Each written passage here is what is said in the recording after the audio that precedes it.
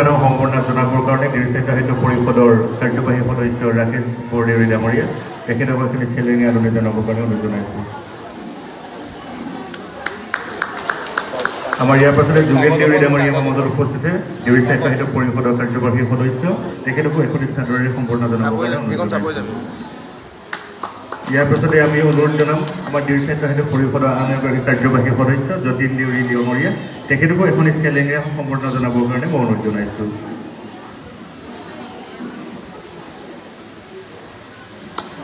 আমাৰ মাজত উপস্থিত আছে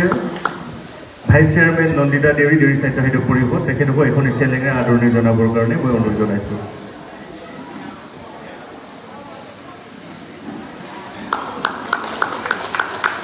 ইয়াৰ পাছতে মই আদৰণি জনাব অনুৰোধ জনাম নিৰ্বাচিত সাহিত্য পৰিষদৰ জেনেৰেল মেম্বাৰ আমাৰ জয়ৰাম দেউৰী ডাঙৰীয়া তেখেতকো এইখিনি চেলেঙি আদৰণি জনাবৰ কাৰণে অনুৰোধ জনাইছোঁ।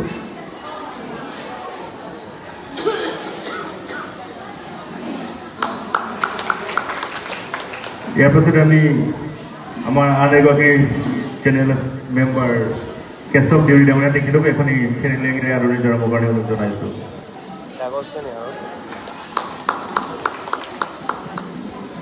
আমাৰ মাজত উপস্থিত আছে নিৰ্বাচিত সাহিত্য পৰিষদৰ আন এগৰাকী সাধাৰণ সদস্য ক্ৰমে জিতুচান দেউৰী ডাঙৰীয়া তেখেতকো এইখিনি চেলেঙি আদৰণি জনাব অনুৰোধ জনাইছোঁ। বসন্ত দেউৰী ডাঙৰীয়া তেখেতকো এইখিনি চেলেঙি আদৰণি জনাবৰ কাৰণে অনুৰোধ জনাইছোঁ। আমাৰ পৰিষদৰ মেম্বাৰ দেৱকান্ত দেউৰী তেখেতকো এইখিনি মই চেলেঙি আদৰণি জনাবৰ কাৰণে অনুৰোধ জনাইছোঁ। আমাৰ পৰিষদৰ জেনেৰেল মেম্বাৰ আমাৰ ৰাজেশ দেউৰী ডাঙৰীয়া পৰিষদৰ জেনেৰেল মেম্বাৰ তেখেতক এইখিনি চেলেঙি আদৰণি জনাবৰ কাৰণে অনুৰোধ জনাইছোঁ।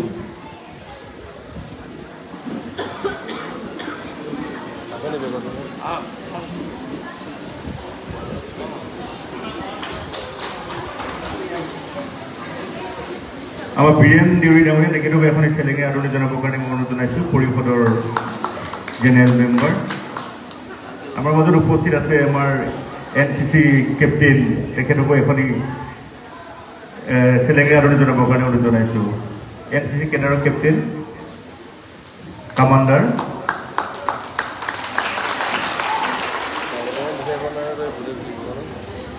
ইয়াৰ মাজতে আমাৰ মাজত উপস্থিত হৈছে কেইগৰাকীমান বিশিষ্ট ব্যক্তিত্ব হৈছে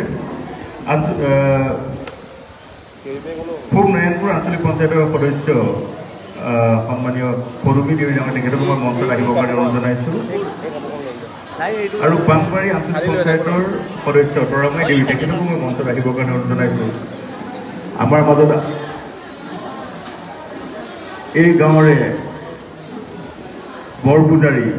বৰদেউতা আমাৰ মাজত উপস্থিত আছে চিনোৱা দেউৰী তেখেতক আমি মঞ্চত আহিবৰ কাৰণে অনুৰোধ জনাইছোঁ। আমাৰ মাজত উপস্থিত হৈছেহি প্ৰাক্তন অধ্যক্ষ পুৱাল চন্দ্ৰ দেউৰী ডাঙৰীয়া তেখেতকো আমি মঞ্চত আহিবৰ কাৰণে অনুৰোধ জনাইছোঁ। আমাৰ দুয়োগৰাকী আঞ্চলিক পঞ্চায়তৰ সদস্যক চেলেঙিৰে আদৰণি জনাবৰ কাৰণে অনুৰোধ জনাইছোঁ।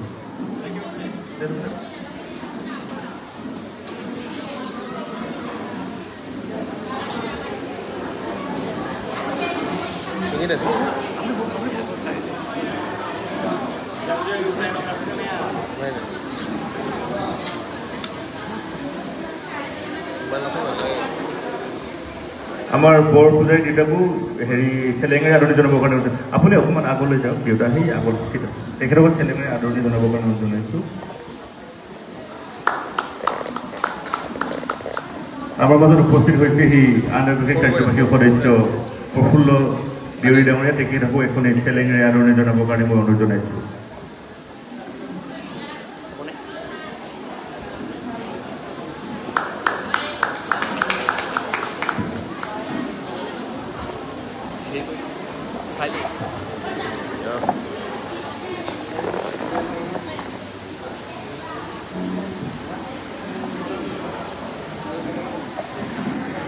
আমাৰ পুৱাল চন্দ্ৰ প্ৰাক্তন অধ্যক্ষ পুৱাল চন্দ্ৰ দেউৰী ডাঙৰীয়াকো এখন চেলেঙিৰে আদৰণি জনাবৰ কাৰণে মই আমাৰ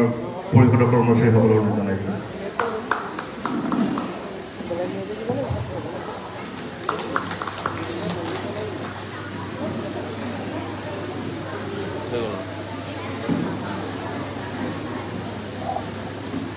আমি সম্বৰ্ধনা কাৰ্যসূচী ইমানতে স্থগিত ৰাখিছোঁ। পৰৱৰ্তী পৰ্যায়ত যদি আমাৰ বিশিষ্ট ব্যক্তি কোনোবা আহি কৰা হয়, আমাৰ আমন্ত্ৰিত অতিথি উপস্থিত হয়, তেনেহ'লে আমি সম্বৰ্ধনা কাৰ্যসূচী পুনৰ ৰাখিম।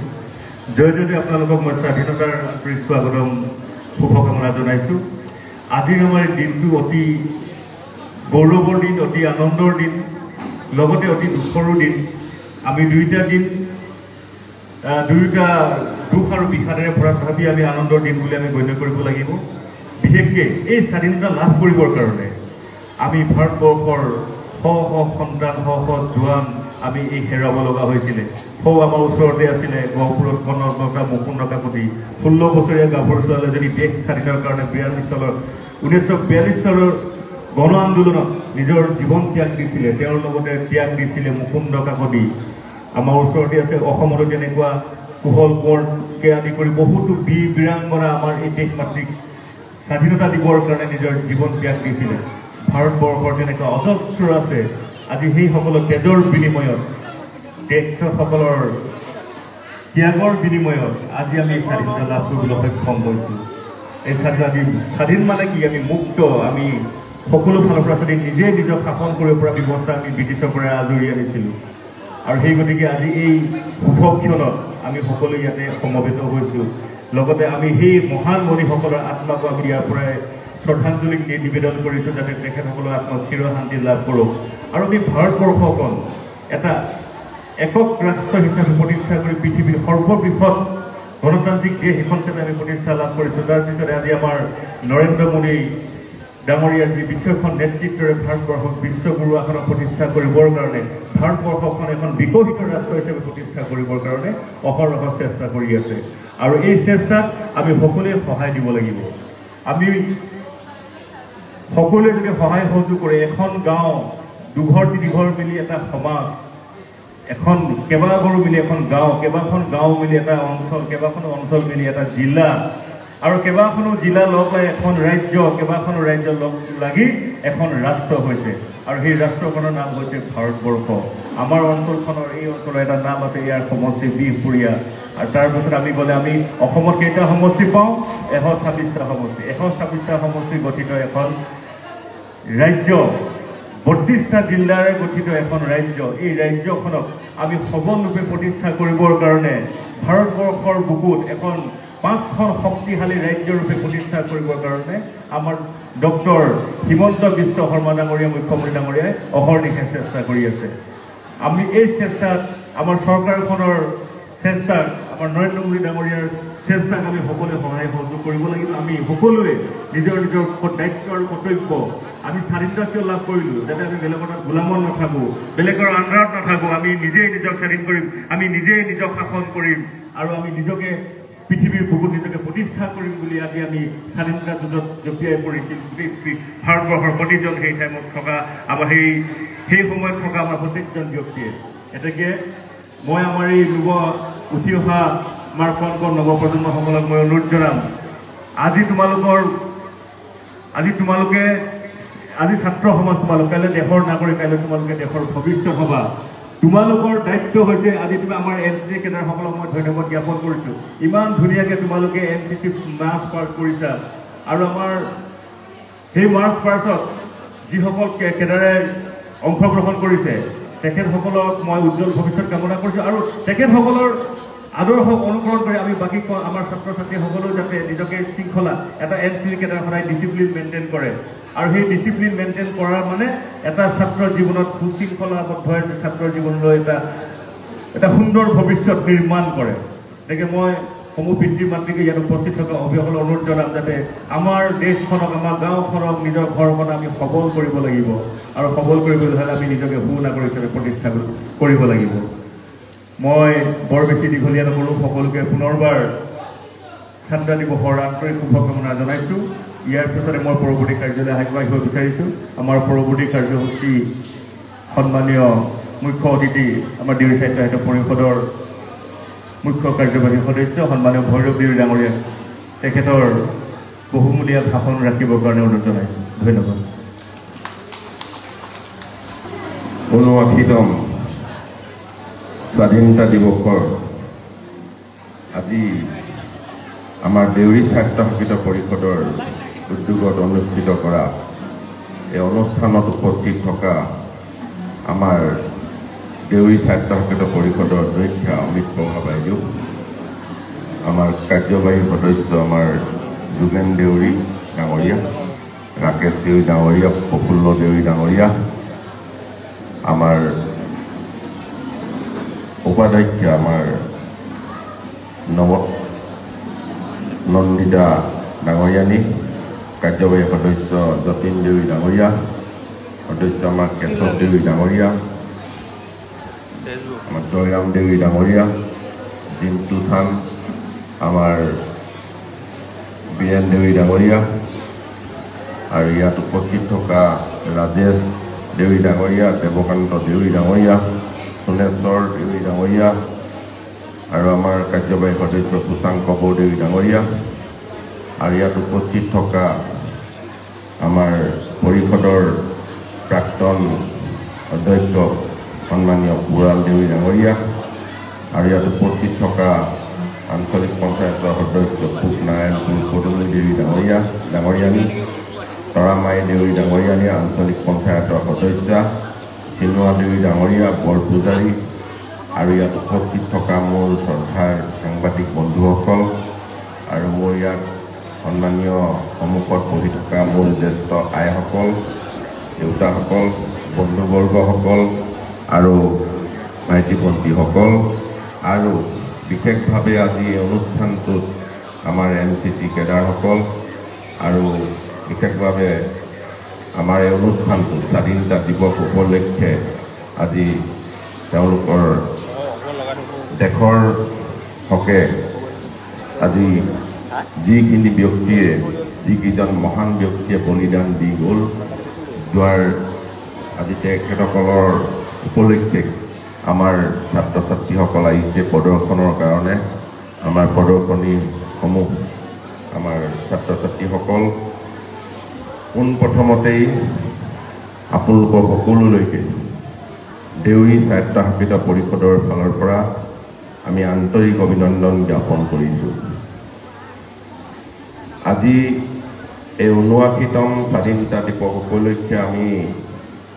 এটা বিস্তৃত কাৰ্যসূচী আমি আৰম্ভ কৰিছোঁ যে ভাৰত যেতিয়া স্বাধীন হৈছিল, যিসকল এই স্বাধীনতা যুঁজ দিছিল, আমাৰ অসমৰ যিসকল বলিদান বীৰংগনা বীৰ বীৰংগনা আছিল, তেখেতসকললৈ আজি আমাৰ ফালৰ পৰা দেউৰী স্বায়ত্তশাসিত ফালৰ পৰা আমি শতকোটি প্ৰণাম জনাইছোঁ। আৰু আমাৰ যিসকল মুক্তি যুঁজাৰু, আজি আমাৰ এই মুক্তি যুঁজাৰুসকললৈ আমাৰ তৰফৰ ফালৰ পৰা আমি প্ৰণাম জনাইছোঁ। আজি আমি দেউৰী স্বায়ত্তশাসিত পৰিষদেও আজি যেনেধৰণে ভাৰত স্বাধীন হৈ গ'ল, আজি ভাৰত এখন গণতন্ত্ৰ দেশ, স্বাধীন দেশ, আমি স্বাধীনভাৱে আজি স্বাধীনভাৱে আমি ক'ব পৰা হ'লোঁ, স্বাধীনভাৱে আমি ফুৰিব পৰা হ'লোঁ, প্ৰত্যেকটো মুহূৰ্তত আমি স্বাধীনভাৱে যিকোনো কৰ্মৰ আমি সুন্দৰভাৱে যিখিনি আমাৰ জনসাধাৰণৰ উপকাৰৰ কাৰণে আমি কিছুমান কৰ্মৰ আঁচনি আৰম্ভ কৰিছোঁ, আৰু দেশে যিখিনি আঁচনি লৈছে আজি গোটেই সমগ্ৰ ভাৰতবৰ্ষখনৰ উন্নয়নৰ কাৰণে। ঠিক তেনেধৰণে অসমৰ মাননীয় মুখ্যমন্ত্ৰী ডক্টৰ হিমন্ত বিশ্ব শৰ্মা ডাঙৰীয়াকো আমি ধন্যবাদ জনাব লাগিব। আজি যেনেদৰে আমাৰ দেউৰী পৰিষদখন আছে, সেই পৰিষদখনকো আজি তেখেতসকলে আমাক স্বাধীনভাৱে নিজৰ জনগোষ্ঠীটোক আজি স্বাধীনভাৱে আমাক এটা শাসন ব্যৱস্থা আমাক অৰ্পণ কৰিছে, আৰু সেই শাসন ব্যৱস্থাৰ যোগেদি জনগোষ্ঠীটোৰ উন্নয়নমূলক কিছুমান কাম আমি আৰম্ভ কৰিছোঁ। আৰু সেই উন্নয়ন কামবোৰ আজি আপোনালোকক আমি বিস্তৃতভাৱে ক'ব বিচাৰিছোঁ, যাতে আমি আমাৰ জনগোষ্ঠীটোৰ লগতে থকা অন্য জাতি জনগোষ্ঠীৰো যাতে উপকাৰ হয় তাৰ পৰিকল্পনাৰে আমি কামবোৰ কৰিব ইচ্ছা কৰিছোঁ আৰু আমি সম্প্ৰীতিৰে জীয়াই থাকিব লাগিব। অকল এটা জনগোষ্ঠীয়ে নহয়, আজি অসমখনত বিভিন্ন জাতি জনগোষ্ঠী আছে। সকলো জাতি জনগোষ্ঠী সমন্বয়ে আগবঢ়াই লৈ যোৱাই হ'ল আমাৰ পৰিষদৰো দায়িত্ব, অসমৰো দায়িত্ব। ভাৰতবৰ্ষখনো আজি ভাৰতৰ প্ৰত্যেকজন জনসাধাৰণৰ কথা চিন্তা কৰি যেনেধৰণে আগবাঢ়িছে, আমিও ঠিক তেনেধৰণে আগবঢ়াৰ সংকল্পবদ্ধ। গতিকেলৈ আজি আমি দেউৰী স্বায়ত্তশাসিত পৰিষদখন আমি আমাৰ কাৰ্যকালৰ 2022 চনৰ 27 ডিচেম্বৰত আমি দায়িত্বভাৰ গ্ৰহণ কৰিছিলোঁ। আমি 2022 চনৰ 27 ডিচেম্বৰত যেতিয়াই দায়িত্বভাৰ লৈছিলোঁ, এই দায়িত্বভাৰ লৈ আমি আৰম্ভ কৰিছিলোঁ জনগোষ্ঠীটোক যদি আমি আগুৱাই লৈ যাব লাগিব, তেতিয়া আমি শিক্ষা ব্যৱস্থা ভাল কৰিবই লাগিব।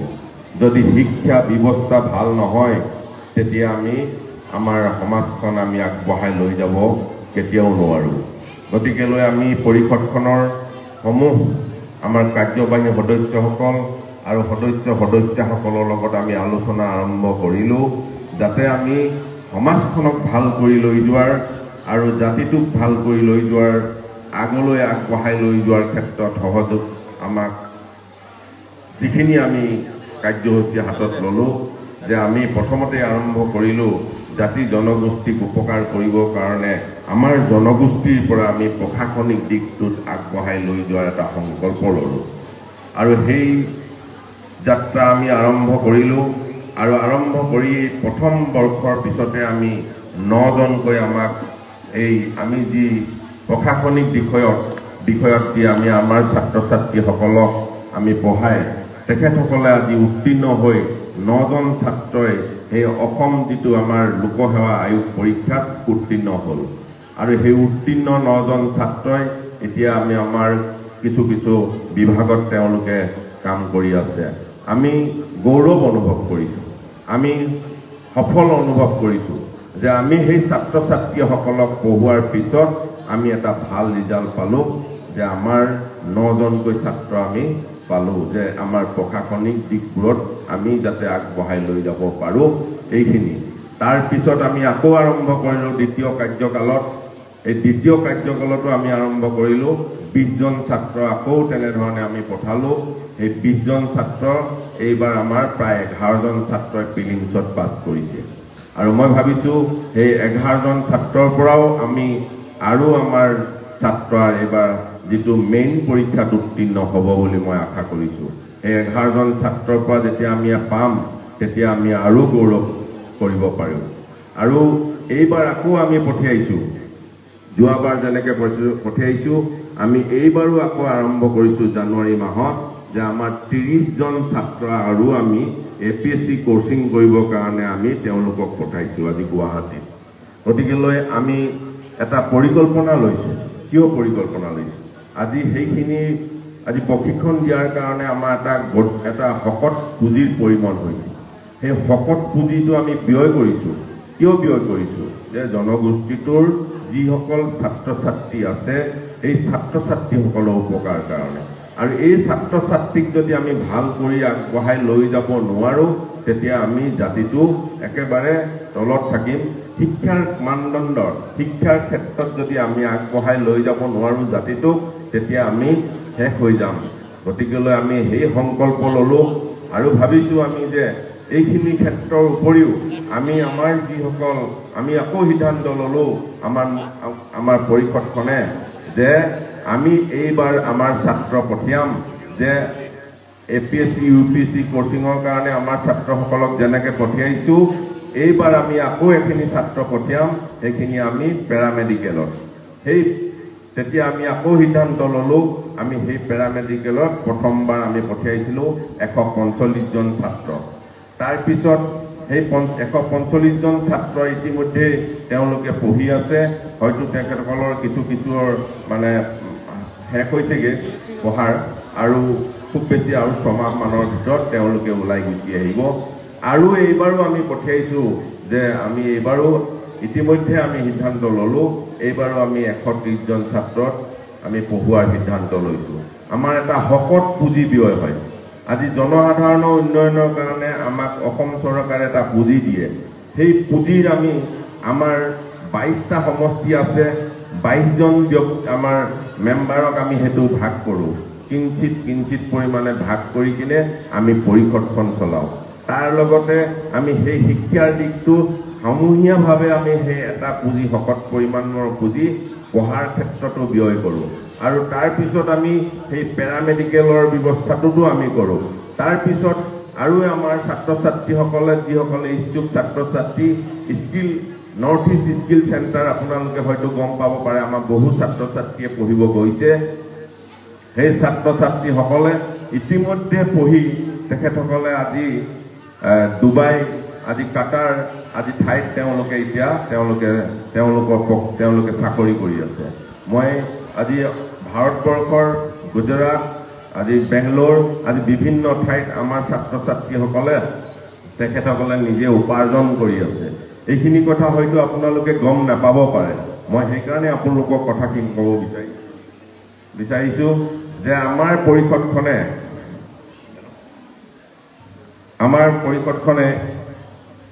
যে এইবোৰ উন্নয়নমূলক আঁচনি লৈছে যে আমাৰ ছাত্ৰ ছাত্ৰীসকলক আমাৰ নিবনুৱা ছাত্ৰ ছাত্ৰীসকলক আমি কেনেকৈ আগবঢ়াই লৈ যাব লাগে তাৰ পৰিকল্পনা লৈ আজি আমি শকত পুঁজি ব্যয় কৰিছোঁ যিহেতু আমাৰ পইচা পুঁজিৰ পৰিমাণ আমি খুব নগণ্য আমি 25 কোটি টকা পাওঁ আৰু সেই 25 কোটি 22 জন মেম্বাৰ আছে তেওঁলোকৰ সমষ্টিবোৰত আমি ভাগ কৰোঁ তেখেতসকলৰ সমষ্টিৰ উন্নয়নৰ কাৰণে কেইটকাৰ প্ৰয়োজন আছে আমি সেইখিনি ব্যৱস্থা কৰোঁ তাৰ লগতে আমি শিক্ষাৰ পৰিৱেশটো বঢ়াই লৈ যাব বিচাৰিছোঁ এই নিবনুৱাসকলৰ যুৱক যুৱতীসকলৰ কাৰণেও আমি সেইখিনি আগবঢ়াই লৈ যাব বিচাৰিছোঁ আৰু সেই যেনেধৰণে আমি ছাত্ৰ ছাত্ৰীসকল আজি বিভিন্ন জেগাত বিভিন্ন সংস্থাপিত হৈ আছে আমি গৌৰৱ অনুভৱ কৰিছোঁ এনেকুৱা ধৰণৰ কাৰ্যসূচী আমি আৰম্ভ কৰিছোঁ তাৰ লগতে আমি আৰু ছাত্ৰ ছাত্ৰীসকলৰ পঢ়াৰ কাৰণেও আমি আমাৰ যিসকল ছাত্ৰ ছাত্ৰীয়ে আজি ডক্টৰ পঢ়ি আছে যিখিনি আমাৰ APLত আছে যিখিনি ছাত্ৰ ছাত্ৰীয়ে আমাৰ IIT পঢ়ি আছে সেই ছাত্ৰ ছাত্ৰীসকলকো আমি দিয়া ব্যৱস্থা কৰিছোঁ আৰু আমাৰ যিখিনি NIT পঢ়ি আছে সেই NIT পঢ়ি থকা ছাত্ৰ ছাত্ৰীসকলকো আমি এটা পুঁজিৰ পৰিমাণ আজি আমি সিদ্ধান্ত লৈ থৈ দিছোঁ আজি সেইকাৰণে আজি এই অনুষ্ঠানত আমি ঘোষণা কৰিছোঁ তেখেতসকলক আমি 25,000 টকা দিয়া ব্যৱস্থা কৰিছোঁ যাতে সেইসকল ছাত্ৰ ছাত্ৰীও উপকৃত হওক আৰু যিসকল এই পৰীক্ষাত যিটো APSC পৰীক্ষাত যিমান আমাৰ জনগোষ্ঠীৰ ছাত্ৰ ছাত্ৰীয়ে আজি প্ৰিলিমছত পাছ কৰি আছে তেওঁলোকে মেইন পৰীক্ষাটো দিবৰ কাৰণে আৰু তেওঁলোকে কোচিঙৰ ব্যৱস্থা যদি কৰিব বিচাৰিছে তাতো আমি 25,000 টকা দিয়াৰ এটা ব্যৱস্থা কৰিছোঁ গতিকেলৈ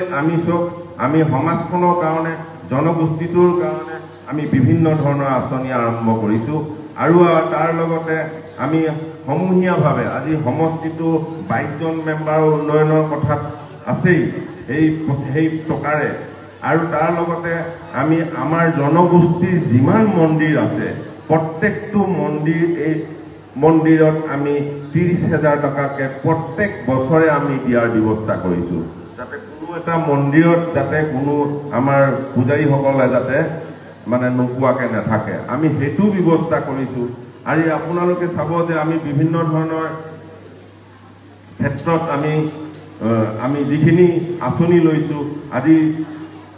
যিসকল ছাত্ৰ ছাত্ৰীয়ে পঢ়ি আছে তেখেতসকলৰ উপৰিও আমাৰ সমষ্টিৰ ডেভেলপমেণ্ট ফাণ্ডতো আমি কাম কৰি আছোঁ ইতিমধ্যে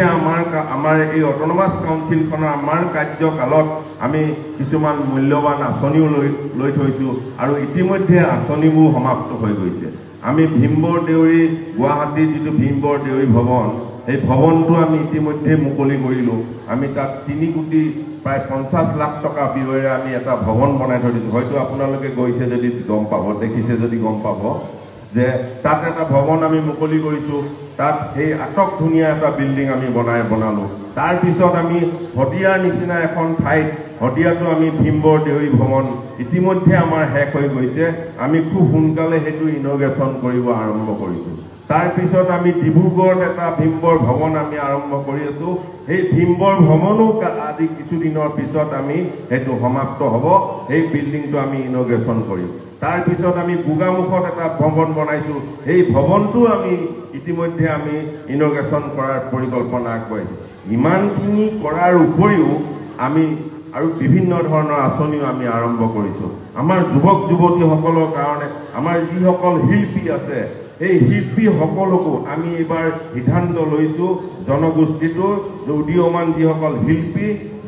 শিল্পী আছে সেইসকলক আমি এখন কমিটি বনাই দিছোঁ যিখনৰ কমিটিৰ সিলেকশ্যনত সেই শিল্পীসকলক আমি 10জন শিল্পী সিলেক্ট কৰিম আৰু সেই 10জন শিল্পীক আমি 50,000 টকা দিয়া ব্যৱস্থা কৰিছোঁ গতিকে এনেকুৱা ধৰণৰ উন্নয়নমূলক কিছুমান আঁচনি লৈছোঁ আজি আমি খেলা ধূলাৰ ক্ষেত্ৰতো আমি বিভিন্ন আঁচনি আৰম্ভ কৰিছোঁ আৰু ভলীবল কম্পিটিশ্যন আমি সব সমষ্টিতে ইতিমধ্যে হৈ গ'ল এতিয়া আমি আকৌ সেই ভলীবল খেলাৰ পৰা আমি কেইজনমান তাৰ পৰা ভাল খেলুৱৈ আমি সিলেক্ট কৰি আমি যাতে প্ৰদৰ্শন দেখাব পাৰোঁ আমি যাতে সেই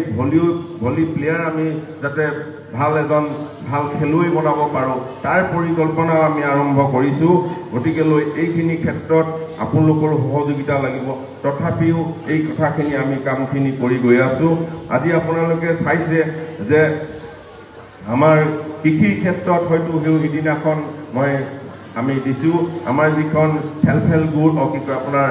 ইণ্ডিভিজুৱেল বেনিফিচিয়াৰী আমি আঁচনি আছে সেই আঁচনিত আমি কিছু জেগাত আমি কিছুমান পইচা দিছোঁ যিখিনিত আজি উপকৃত হৈছে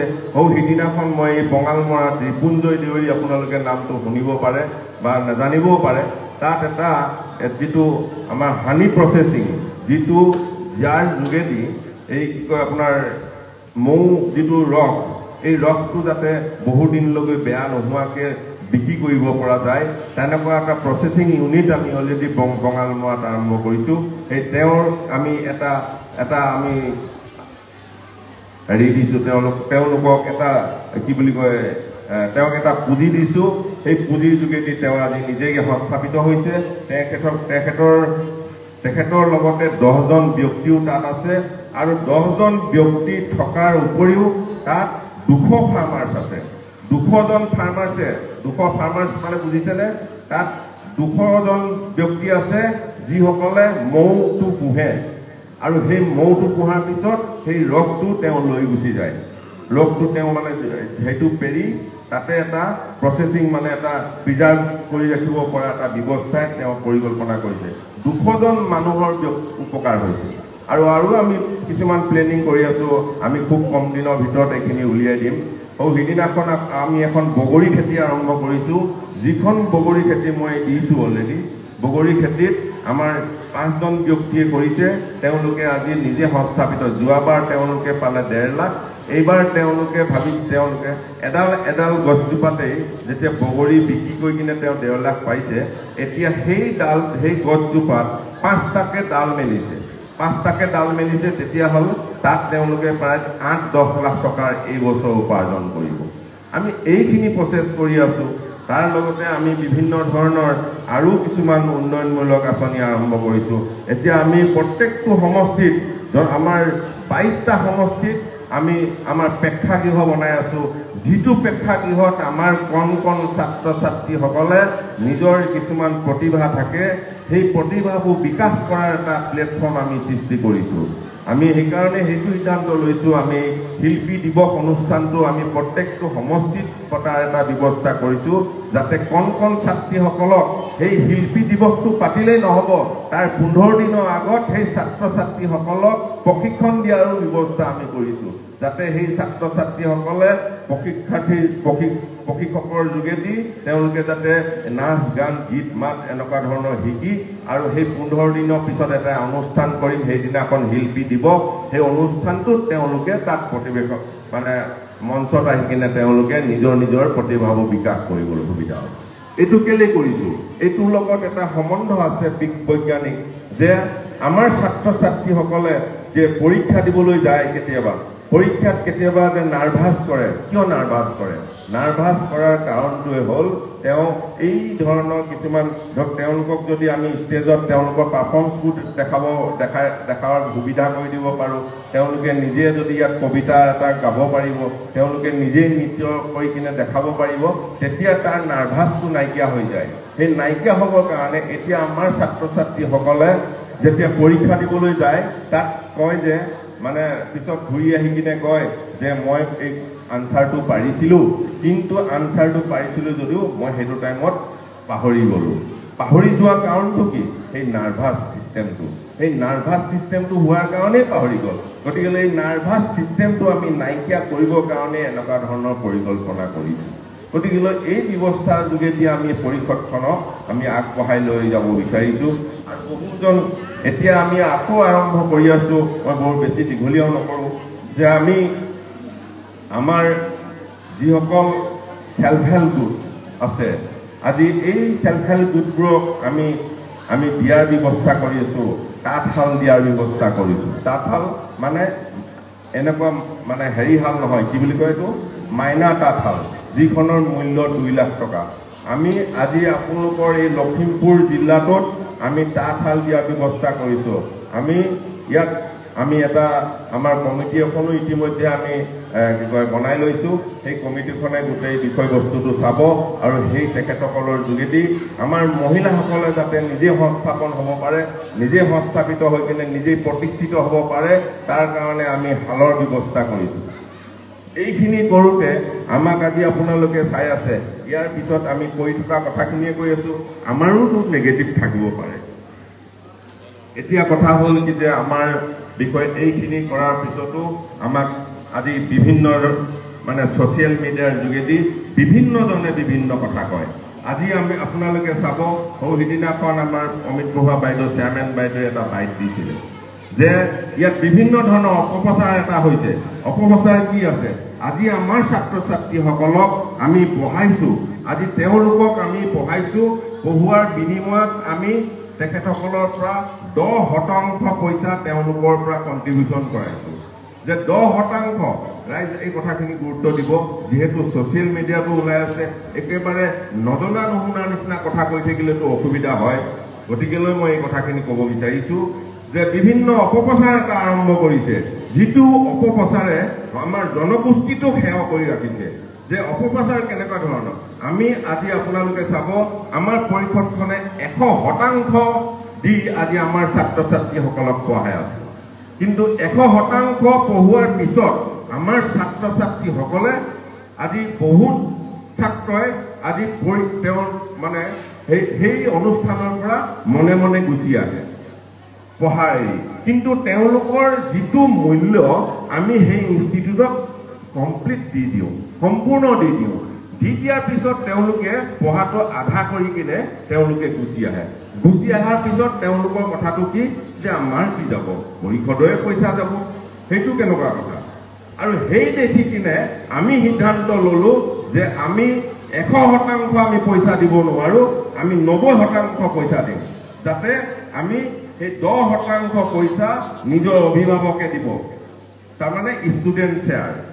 10% পইচা অভিভাৱকে দিয়ক আৰু 90% পইচা আমি কাউন্সিলে দিয়াৰ সিদ্ধান্ত ল'লোঁ মানে আমি কেলে কৰিলোঁ এটি যে অভিভাৱকো সেই কথাটো গুৰুত্ব দিব তেতিয়া যে নিজৰ পকেটৰ ধন যেতিয়া নিজৰ কষ্টৰ ধন তাত যেতিয়া 10% দিব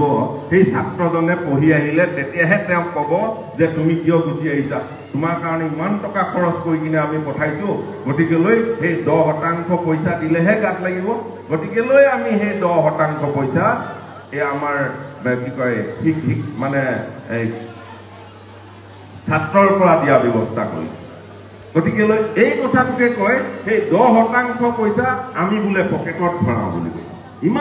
ইমান এটা অপপ্ৰচাৰ আৰম্ভ কৰিছে সিদিনাখন মই চাইছোঁ আমাৰ অমিত বৰুৱা বাইদেউ এই কথাখিনি প্ৰত্যুত্তৰ দিবলগীয়া হৈছে কিয় হৈছে আমি 10% পইচা আমি লোৱা নাই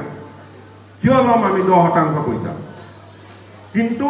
আমি পইচাটো দিছোঁ কাউন্সিলে 90% 10% শ্বেয়াৰহে এইটো ষ্টুডেণ্টৰ অভিভাৱকে বহন কৰিছে সেইটো আমি ফ্ৰীকে দিয়া সময়ত আছিল কিন্তু তেওঁলোকে আধাতে পঢ়া সাং কৰে ঠিক তেনেধৰণে আমি আমাৰ SPM একাডেমিত আমি ফ্ৰীকে পঢ়াইছিলোঁ আমাৰ ছাত্ৰ ছাত্ৰীসকলক আমি ফ্ৰীত পঢ়াইছিলোঁ আৰু পঢ়োৱাৰ পিছত তেওঁলোকে কি কৰে পঢ়ি থকা সময়তে কেতিয়াবা এই ছাত্ৰ কেইজনমানে গৈ কিনে এই ৰান্ধনীটোকো তেওঁলোকক খানা বনাই থকা ৰান্ধনীটোকো পিটি দিয়ে পিটি দিলেতো আমাৰ অসুবিধা হয় আকৌতো আমি হোষ্টেলৰ ব্যৱস্থা সেইটো মুহূৰ্তত কৰি দিব নোৱাৰোঁ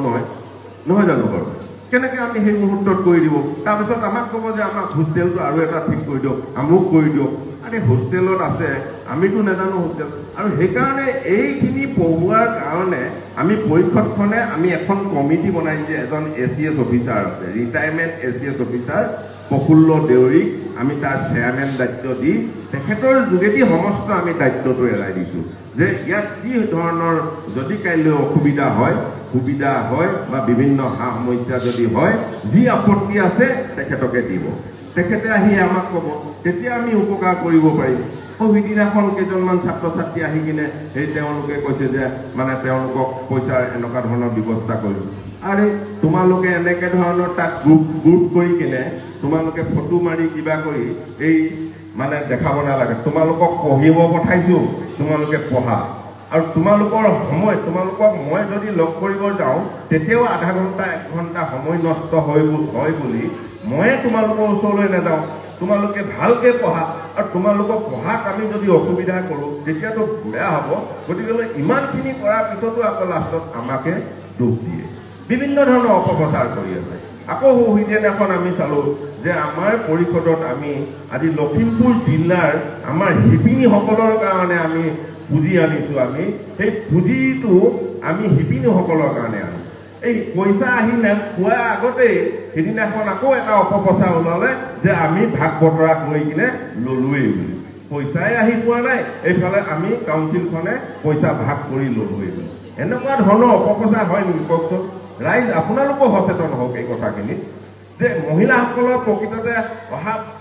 আমি যদি এই দেউৰী স্বায়ত্তশাসিত পৰিষদখনে ভৈৰৱ দেউৰী পৰিষদৰ আমি দায়িত্বত থকাৰ কাৰণে কৈ আছোঁ যে আমি পইচাটো অনাৰ কাৰণেই কি আমি জগৰীয়া নেকি আজি মহিলাসকলৰ কাৰণে শিপিনীসকলৰ কাৰণে পইচা অনাটো আমাৰ জগৰ হৈছে নেকি কওকচোন কিবা জগৰ আছে নেকি আপোনালোকে কওকচোন কিবা জগৰ আছে মহিলাসকলৰ কাৰণে অনা পইচাটো তেওঁলোকে আকৌ সেই পইচাটোকো অনাটো বন্ধ কৰিবলৈ গৈছে কাৰ কাৰণে সেইটো আমাৰ ভৈৰৱ দেউৰীয়ে সেই পইচাটো লৈ গুচি নাযায় নহয় মৰাণলৈ সেই পইচাটোতো এই মহিলাখিনিৰ কাৰণেহে আমি আনিছোঁ এই মহিলাখিনিক দিবৰ কাৰণে আনিছোঁ সেই পইচাটোতো কি মই লৈ গুচি যাম নেকি ইফালে পইচাই অহাই পোৱাহি নাই কিন্তু তাৰ আগতে পইচা ভাগ বতৰা হ'লেই বুলি কৈ দিয়া এটা বিৰাট অপপ্ৰচাৰ চলি আছে এইখিনি কথা আপোনালোকে গুৰুত্ব দিব খুব বেয়া অপপ্ৰচাৰ এটা আৰম্ভ কৰিছে এনেকুৱা ধৰণৰ অপপ্ৰচাৰবোৰে গোটেই সমাজখনক বিশৃংখল কৰি ৰাখিছে সমাজখন বেয়া ৰূপলৈ লৈ গৈছে আজি আপোনালোকে চাওক আজি আপোনালোকে এই ৰাজধানীটো দেউৰী আমাৰ যিটো স্বায়ত্তশাসিত পৰিষদ এই পৰিষদখনৰ মূল ৰাজধানী হ'ল নাৰায়ণপুৰ আৰু তাৰ কাষতে আছে মাধৱদেৱ ইউনিভাৰ্চিটি বিশ্ববিদ্যালয় এখন বুজিছেনে আৰু তাৰ কাষতে আছে মাধৱদেৱ কলাক্ষেত্ৰ আৰু সেইখন সমাজৰ পৰা এনেকুৱা দুষ্ট কথা ক'লে কেনেকৈ কি হ'ব আপোনালোকে ভাবি চাওকচোন সেইখন সমাজৰ পৰা এনেকুৱা ধৰণৰ বেয়া কথা ক'লে এখন ৰাজধানীৰ পৰা আৰু এখন বিশ্ববিদ্যালয়ৰ আশে পাশে থকা মানুহখিনিৰ পৰা সেইখন কি সমাজ সেইখন শিক্ষাৰ সমাজ আছে বুলি ক'ব নেকি গতিকে আপোনালোকে অসন্মান কৰি আছে এই মানুহখিনিক আজি যিকেইজন ব্যক্তিয়ে এই কথাখিনি কৈ আছে সেইকেইজন ব্যক্তিয়ে আজি মাধৱদেৱ কলেজখন ইউনিভাৰ্চিটিখনক আজি দেউৰী স্বায়ত্তশাসিত পৰিষদক কৈছেতো বেলেগ কথা তাৰ লগতে মাধৱদেৱ কলাক্ষেত্ৰ আছে এই গুৰুজনাৰ এই জেগাটোক অসন্মান কৰি থকা হৈছে কিয় মিছা কথাক লৈ কিনে অপপ্ৰচাৰ কৰিবলৈ আৰু সঁচা কথা আছে তোমাৰ হঠ সাহস আছে যদি কাউন্সিলখনত আহা আমাৰ লগত বহা কথা পাতো আৰু তোমালোকে কি আঁচনি চাব বিচাৰিছা তাৰ কথাখিনি তোমালোকে জানিব বিচাৰা আঁচনি এটা